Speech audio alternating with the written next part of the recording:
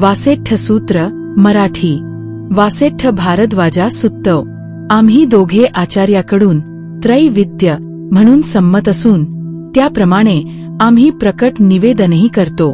मी पुष्कर सादींच्या व हा तारुक्षाचा विद्यार्थी आहे। 1. त्रैविद्यांचे जे शिक्षण त्यात आम्ही पारंगत आहोत।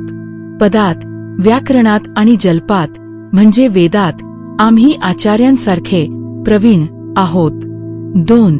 हे गौतमा, त्या आमच्या जातीवादासंबंधाने विवाद आहे। जन्माने ब्राह्मण होतो असे भारद्वाज म्हणतो व हे चक्षुमान कर्माने ब्राह्मण होतो असे मी म्हणतो, हे तू समज। 3. ते आम्ही दोघे परस्परांची समजूत घालू शकत नाही, त्यासाठी संबुद्ध म्हणून प्रसिद्ध असलेल्या भगवंताला विचारण्यास आम्ही आलो। 4. अमावस्येच्या क्षयानंतर पुनरुदित होणाऱ्या बीजेच्या चंद्राला पाहून लोक जसे हात जोडून नमस्कार करतात तसेच ते या जगी गौतमालाही करतात। 5. तू जगाचा चक्षु म्हणून उत्पन्न झाला आहेस, यासाठी तुला विचारतो की जन्माने ब्राह्मण होतो की कर्माने होतो? आम्हास हे समजत नाही, तेव्हा ब्राह्मण कसा होतो हे आम्हास समजावून सांग। 6. त्या तुम्हाला हे वासेष्ठा असे भगवान म्हणाले, मी अनुक्रमे यथार्थत्य प्राण्यांच्या जाती विभाग निरनिराळे प्रकार समजावून देतो, कारण प्राणी जाती भिन्न भिन्न आहेत। 7. तुम्ही गवत आणि झाडे पहा, जरी ती आपण भिन्न आहोत असे म्हणत नाहीत तरी त्यांच्या जातीविशिष्ट आकार आहे, कारण त्यांच्यात भिन्न भिन्न जाती आहेत। 8. त्यानंतर किडे, पतंग आणि कुंथ मुंग्यापर्यंतचे लहान जीव पहा, त्यांचा जातीविशिष्ट आकार आहे, कारण त्यांच्यात भिन्न भिन्न जाती आहेत। 9. लहान आणि मोठे चतुष्पदही पहा, त्यांचा जातीविशिष्ट आकार आहे, कारण त्यांच्यात भिन्न भिन्न जाती आहेत। 10. पोटाने सरपटणारे लांब पाठीचे सर्पही पहा, त्यांचा जातीविशिष्ट आकार आहे, कारण त्यांच्यात भिन्न भिन्न जाती आहेत। 11. तदनंतर पाण्यात वास करणारे जलचर मासेही पहा, त्यांचा जातीविशिष्ट आकार आहे, कारण त्यांच्यात भिन्न भिन्न जाती आहेत। 12. त्यानंतर पंखांनी उडणारे आकाशमार्गी पक्षीही पहा, त्यांचा जातीविशिष्ट आकार आहे, कारण त्यांच्यात भिन्न भिन्न जाती आहेत। 13. जसा या प्राणीजातीत जातीविशिष्ट भिन्न भिन्न आकार सापडतो तसा मनुष्यात जातीविशिष्ट भिन्न भिन्न आकार सापडत नाही। 14. केसांनी, डोक्याने, कानांनी, डोळ्यांनी, तोंडाने, नाकाने, ओठांनी किंवा भिव्यांनी। 15. मानेने, खांद्यांनी, पोटाने, पाठीने, कमरेने, छातीने, लिंगाने किंवा स्त्री पुरुष संगाने। 16. हातांनी, पायांनी, बोटांनी किंवा नखांनी, जंघांनी, मांड्यांनी, कांतीने किंवा स्वराने। जसा इतर जातीत जातीविशिष्ट आकार सापडतो तसा मनुष्यात नाहीच नाही। 17. हा जातीविशिष्ट आकार माणसाच्या शरीरात भिन्नपणे आढळत नाही। मनुष्य जातीतील भेद हा केवळ वाक्प्रचारावर अवलंबून असतो। 18.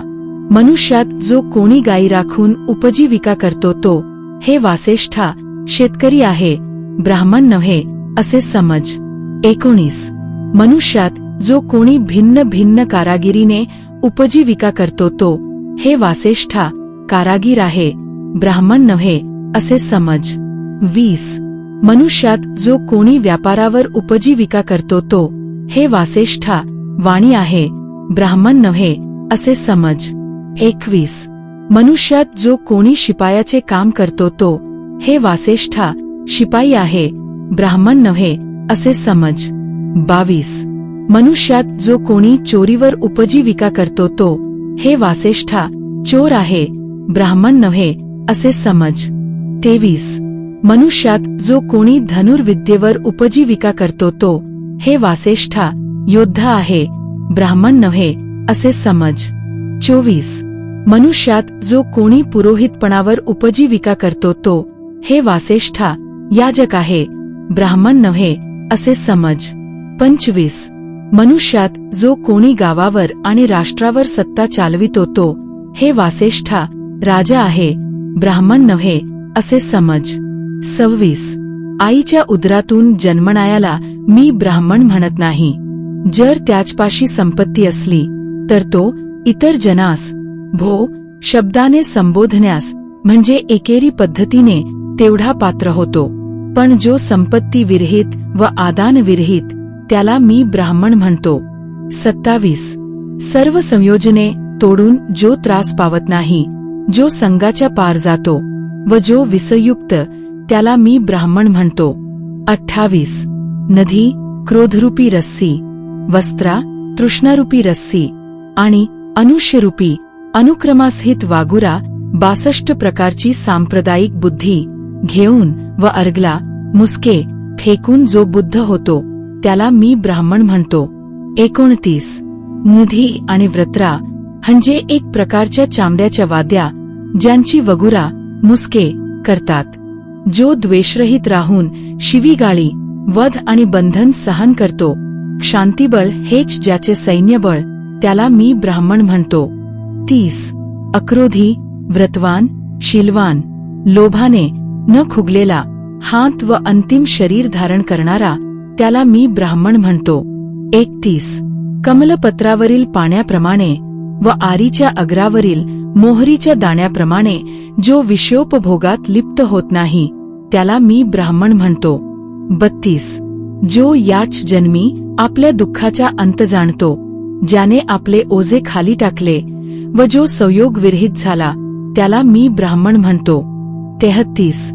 गंभीर प्रज्ञ, मेघावी, मार्गामार्ग जाणण्यात प्रवीण व उत्तमार्थ पावलेला त्याला मी ब्राह्मण म्हणतो. 34. गृहस्थ आणि परिवराजक या उभयतांच्या संसर्गापासून मुक्त, गृहबुद्धीपासून दूर राहणारा व अल्पेच्छ त्याला मी ब्राह्मण म्हणतो. 35. चराचर भूतमात्रांविषयी दंडबुद्धी सोडून जो हंसा करीत नाही त्याला मी ब्राह्मण म्हणतो. 36. विरोधी लोकात अविरोधी, आत्मदंडन करण्यात, शांत व आदान करण्यात, लोभी जनात अनादान त्याला मी ब्राह्मण म्हणतो. 37. ज्याचे काम, क्रोध, अहंकाराणी परगुणांबद्दल तिरस्कार हे आरीच्या अग्रावरील मोहरीच्या दाण्याप्रमाणे गळाले त्याला मी ब्राह्मण म्हणतो. 38. अकर्कश, आर्जवी, सत्य व जे कोणालाही खुपणार नाही असेच वचन बोलणारा त्याला मी ब्राह्मण म्हणतो. 39. आणि जो या जगात दीर्घ किंवा हस्व, अणु किंवा स्थूल, सुंदर किंवा असुंदर वस्तू चोरीत नाही त्याला मी ब्राह्मण म्हणतो. 40. भवतु सब्ब मंगल. साधु साधु साधु.